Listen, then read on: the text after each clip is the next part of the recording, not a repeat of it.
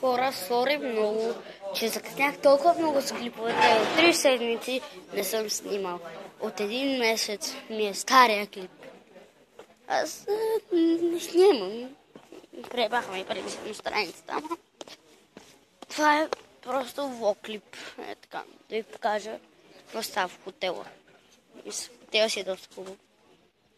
Каучсърфинг, ако искате го посетете. Може и да напиша линк в описанието, макар че аз съм толкова тъп, че не знам какво е линк. Някой ако знае какво е, или от влогърите, моля ви, помогнете ми, защото аз съм мега тъп и не мога да разбера какво е. Да, знам, че трябва да изпратя нещо отдолу, за да го посетите. Да видите къде се намира. Само ще ви опътя по нашия начин. Той се намира в Девин. Ето го моето обяснение. Намира се в Девин. И се къпем в водата Девин. Само един момент да отида до игрището. Чао. Това хора вече стигнах.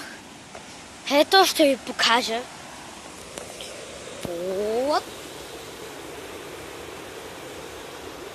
Не знам дали се вижда хубаво, но сега ще направя една глупост. Ще си пъхна телефона вътре. Чухте ли? Само да се хвана. Да не падна. Ето хора.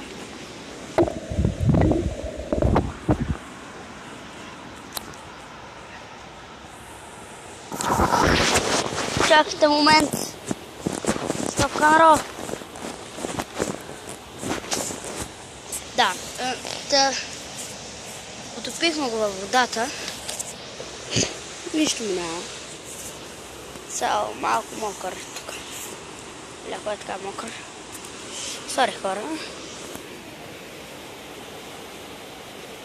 Ето е рекичката. Ето е рекичката. Момент. И ето е и другата рекичка.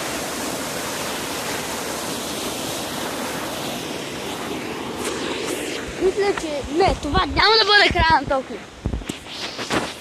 Отивам се на поп. Бай, за момент. Хора, заклещих се малко. Пака. Оу, яко! Любимите неща. Поне са тук. И са живи. Това е това. Уи! Трябва бутам трактор. Пак, хора. О, бати яки чувствам. Това е любимото. Ес. Не е за това, което си види.